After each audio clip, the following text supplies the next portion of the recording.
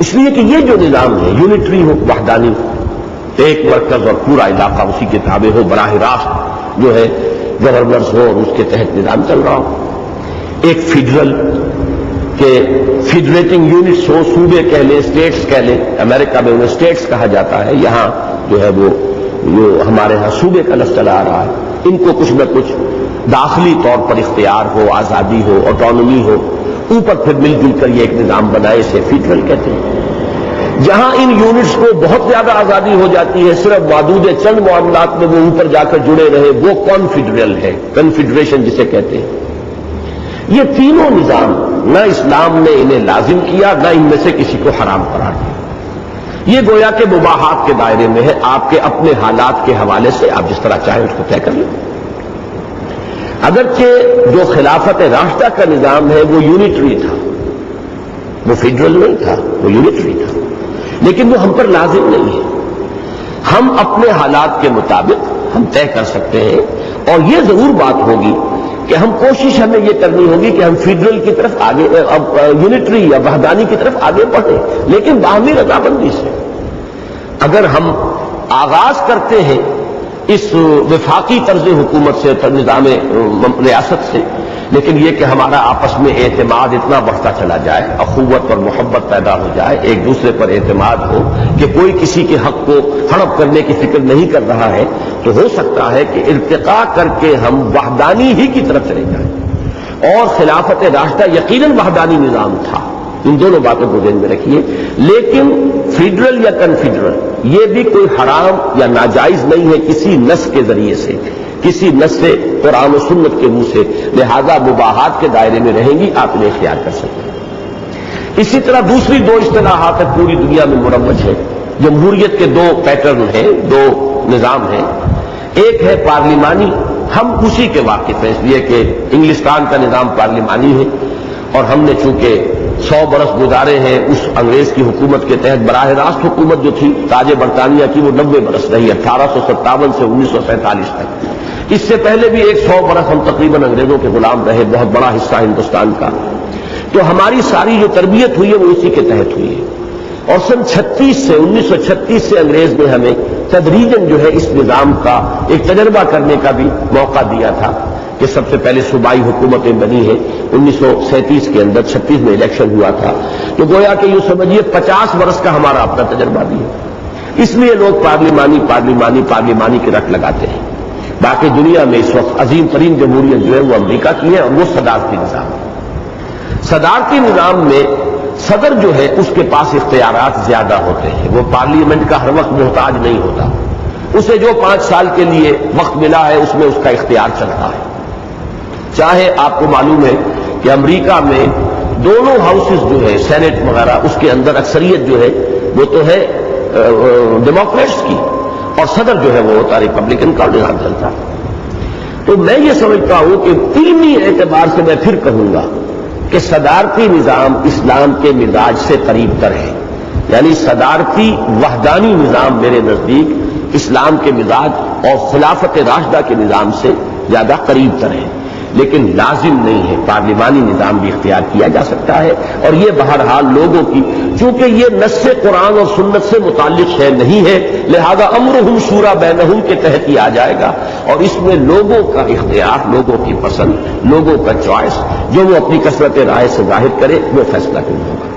تو یہ 5ویں شق یہ ہو گئی کہ وحدانی یا فیڈرل یا کنفیڈرل نظام ریاست، اور اسی طرح صدارتی یا پارلیمانی طرز حکومت میں سے کسی اختیار کیا جائے، اس کا فیصلہ عوام کی کھلی رضامندی پر منحصر ہوگا، اس لیے کہ ان میں سے کوئی بھی نہ دینی اعتبار سے لازمی ہے اور نہ حرام یا ناجائز۔ اب آئیے دوسرے شق، ریاست کے کامل شہری صرف مسلمان ہوں گے۔ یہ بھی بڑی کڑوی گولی ہے جو اس دور میں لوگوں کے حلق سے نیچے نہیں اترتی، اس لیے کہ جمہوریت کے جو تصورات دنیا میں اس وقت ہیں وہ ہے نیشنلزم کی بنیاد پر، نیشنل ڈیموکریسیز ہے یہ، اور نیشن کا تصور ان کے ہاں یہ ہے کہ ایک ملک میں رہنے والے سب ایک قوم ہے، مذہب ہو، نسل ہو، زبان ہو، رنگ ہو، ان سب سے بالا تر وہ سب ایک قوم ہے، ہر فرد شہری ہے اس قوم کا۔ امریکن نیشن، اس میں بلیکس بھی ہیں، اس میں وائٹس بھی ہیں، اس میں کوئی اٹلی سے آیا ہوا ہے، کوئی اسپین سے آیا ہوا ہے، یہ تو سب امیگرینٹس کا ملک ہے امریکہ، سب کے سب 200-250 برس پہلے جو ہے یورپ سے وہاں گئے تھے. لیکن یہ کہ کسی کی نسل، کسی کا مذہب، کسی کا عقیدہ، کسی کی بولی، کوئی جو ہے اس میں نہیں آئے گی زیر بحث. ہر شخص گویا کہ امریکن نیشن کا ایک فرد ہے، یہی دنیا میں ہے. اور اسی کی نفی کی تھی علامہ اقبال نے اپنی اس مشہور نظم میں وطنیت میں کہ قوم وطن سے بنتی ہے، اس کی نفی کی انہوں نے. اسلام میں اس حد تک تو بات صحیح ہے کہ نسل یا رنگ یا پیشے یا جنس یا زبان کی بنیاد پر نہ کوئی اعلیٰ ہے نہ ادنا. یہ تو پہلا نقطہ تھا جو ہم نے سماجی نظام کے ضمن میں اس پر بحث کی تھی. لیکن اسلام ایک تقسیم کرتا ہے کہ ایک ہے مسلم، ایک ہے غیر مسلم. اسلامی ریاست چونکہ نظریاتی ریاست ہے، یہ قومی ریاست نہیں ہے، نظریاتی ریاست ہے. اس کے جغرافیائی حدود تو ہوں گے، جہاں بھی کہیں ہوگی اس کے حدود اربع ہوگا، اس کے بارڈرز ہوں گے، لیکن اس کی اصل اساس ان جغرافیائی حدود پر نہیں ہے بلکہ نظریے پر ہے. تو جو اس نظریے کے قائل ہیں وہ علیحدہ ہو جائیں گے، جو نظریے کے قائل نہیں ہے وہ علیحدہ ہو جائیں گے. یہ ڈویژن نظریاتی ہے، یہ تقسیم جو ہے نظریاتی ہے. یہ تقسیم اس طرح کی نہیں ہے کہ نسل کو آدمی بدل نہیں سکتا، اسی طریقے سے رنگ کو آدمی بدل نہیں سکتا. لیکن یہ تو آپ عقیدہ بدل سکتے ہیں، نظریہ بدل سکتے ہیں. ایک شخص ابھی کمیونسٹ تھا، اب وہ کمیونزم کو چھوڑتا ہے اور وہ اسلام لے آتا ہے، اسلام کو قبول کرتا ہے. ایک شخص ابھی ہندو تھا، ابھی وہ ہندو مت کو چھوڑتا ہے، اسلام لے آتا ہے. جیسے ہی اسلام لے آئے گا وہ برابر کا شہری ہو گیا. لیکن یہ ہے کہ ایک تقسیم اسلامی ریاست میں رہے گی، مسلم اور غیر مسلم کی. مکمل شہری صرف مسلمان ہوں. اس لیے کہ جب نظریاتی ریاست ہے تو اس کے چلانے میں اور خصوصاً قانون سازی میں اس شخص کو کیسے شامل کیا جا سکتا ہے جو اسلامی کو نہیں مانتا، اس نظریے کو نہیں مانتا، جو اس اصول ہی کو نہیں مانتا کہ کتاب و سنت کے نصوص کے ہیں ان کے اندر ہمیں رہنا ہے، وہ حدود ہی کو نہیں مانتا. تو بالکل منطقی بات یہ ہے کہ کامل شہری جو اس میں قانون سازی اور اس کے اندر پالیسی بنانے کے جو معاملات ہیں ان میں تو جو دخیل ہوں گے صرف وہ ہوں گے جو اس نظریے کو تسلیم کرتے ہیں، یعنی مسلمان ہیں. البتہ غیر مسلم وہاں پر ایک پروٹیکٹڈ مائنورٹی، ایک محفوظ اقلیت جس کی حفاظت کی جائے، وہ ایک امانت کے درجے میں ہوں گے اسلامی ریاست میں. ان کی جان، مال، آبرو اس کا وہی تحفظ ہوگا جو کسی مسلمان کا ہوگا، اس میں کوئی فرق نہیں. غیر مسلم کی جان بھی اسلامی ریاست کا جو ذمہ شہری ہے غیر مسلم، وہ بھی اس کی جان کی بھی اتنی ہی حفاظت ہوگی جتنی کسی مسلمان کی جان کی. اس کے مال کو بھی وہی حفاظت حاصل ہوگی جو کسی مسلمان کے مال کو. اس کی عزت اور آبرو کو بھی وہی حفاظت حاصل ہوگی جو کسی مسلمان کی عزت اور آبرو. جہاں تک عقیدے کا تعلق ہے، مذہب کا تعلق ہے، اپنے نظام عبادات کا تعلق، اس میں کامل آزادی ہوگی. جسے چاہے پوجے، جس کو چاہے مانے. تبلیغ وہ صرف اپنی قوم میں کر سکیں گے، تعلیم، تلقین، اپنی نسل کو، اپنی اولاد کو وہ اپنی تعلیم دے، اس کا حق ہوگا.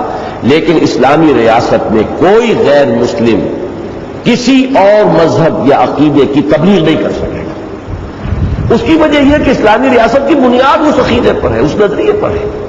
گویا کہ جو کوئی بھی اس کے خلاف کسی شے کی تبلیغ کر رہا ہے وہ اس کی جڑ کھود رہا ہے، اس کی بنیاد کے اندر نقب لگا رہا ہے. اس کو ہم کبھی گوارا نہیں کریں گے. قومی ریاست اجازت دیتی ہے جو چاہے، جس مذہب کی چاہے جو ہے وہ تبلیغ کرے، اس لیے کہ قومی ریاست کی بنیاد کسی عقیدے یا نظریے پر نہیں ہے، وہ تو صرف وطن کی سرحدوں کے اوپر اس کی بنیاد قائم ہے.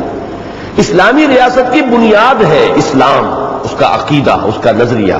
لہذا اس کا تحفظ کیا جائے گا. غیر مسلموں کو صرف اس کی اجازت ہوگی کہ وہ اپنے لوگوں میں اپنے دین کی، اپنے مذہب کی، اپنے عقائد کی تبلیغ کریں. اپنی اگلی نسل کو وہ اپنے عقائد، اپنے خیالات جو ہے وہ پڑھائیں، منتقل کریں. لیکن اس دائرے سے باہر انہیں تبلیغ کا، اپنے مذہب کی تبلیغ کا حق حاصل نہیں ہوگا. یہ ہے چند باتیں، شاید یہ بات واضح ہو جائے. اب میں نے چونکہ یہ چوتھی شق کا مضمون بیان کر دیا، لہذا پہلے اسے پڑھ لیجئے.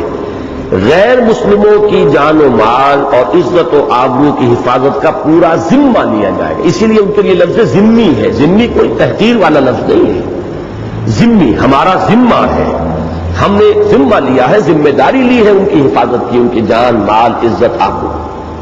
اور انہیں کامل معاشی اور مذہبی آزادی حاصل ہوگی. چنانچہ وہ اپنی آئندہ نسلوں کی اپنے مذہب